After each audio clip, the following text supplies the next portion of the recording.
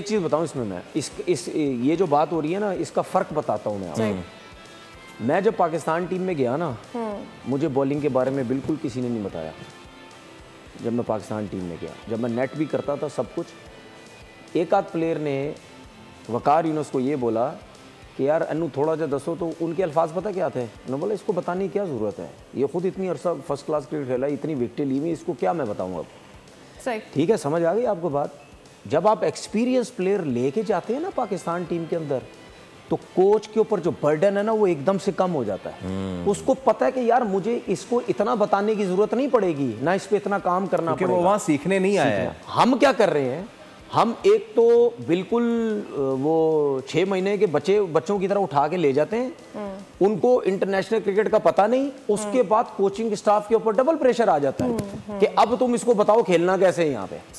सही, तो हम उसके साथ भी गलत कर रहे हैं और कोच के साथ भी गलत कर रहे हैं, या कोचिंग स्टाफ जो बैट्समैन होता है या बॉलर होता है, बॉलिंग कोच होता है, हम उनके साथ भी गलत कर रहे हैं। सही है, तो अगर साहिबजादा फरहान जैसे प्लेयर को अगर आप पाकिस्तान टीम में लेके जाएं और उसको अगर प्रॉपर चांसेस दें, तो फिर अगर वो ना रन्स करे तो आप बोलेंगे यार इतने एक्सपीरियंस का फायदा कि आपको लेके गया, आपको 15-20 मैचेस दिए, आपने कुछ नहीं किया। सही है, लेकिन ऐसा नहीं हो सकता कि एक वो ओपनर खेलता रहा, आप न्यूजीलैंड पे 5वें 6ठे नंबर पे बैटिंग कराते रहे, आप फिर बोलेंगे जी इसको हमने पूरा मौका दिया। ऐसा नहीं होता।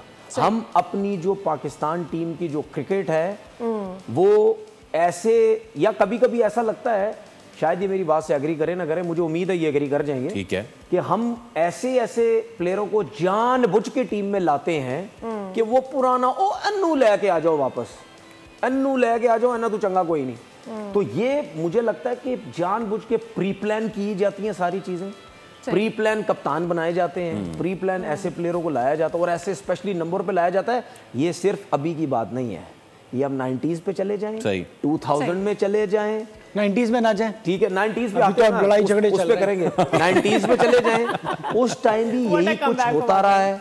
ऐसे लड़कों को ला के टीम में लाया जाता था, उनको 2-2 4-4 मैच दिए, बोला थैंक यू वेरी मच, वो सीनियर खेलता रहा, थोड़ा सा ऐड कर दूं फरहान के हवाले से कि बहुत ही शानदार 111 रन्स बने हैं। This is where Peshawar is standing with their score. अच्छा, इसका क्रेडिट जाता है इस्लामाबाद यूनाइटेड की टीम को, क्योंकि 27 मार्च तक ये किसी भी टीम में नहीं थे। आईपीएस साहबजादा फरहान की बात है, एज ए सप्लीमेंट्री पिक किया जो इन्होंने नेशनल T20 में परफॉर्म किया।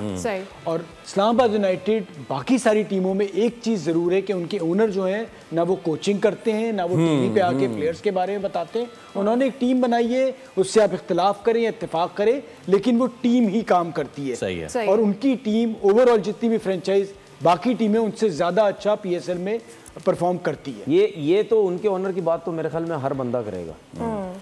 वो बंदा सिर्फ PSL के अलावा मैं कहीं नजर नहीं आते। किसी मैच में वो ग्राउंड में बैठे हुए नजर आएंगे और कुछ मैचेस में तो आपको नजर ही नहीं आते। सही। उसके बाद मुझे नहीं लगता कि PSL के बाद किसी को ये नजर भी आते होंगे कहीं ना कहीं, और किसी को ये भी नहीं पता होगा पाकिस्तान में रहते हैं या बाहर रहते हैं, ठीक है ना।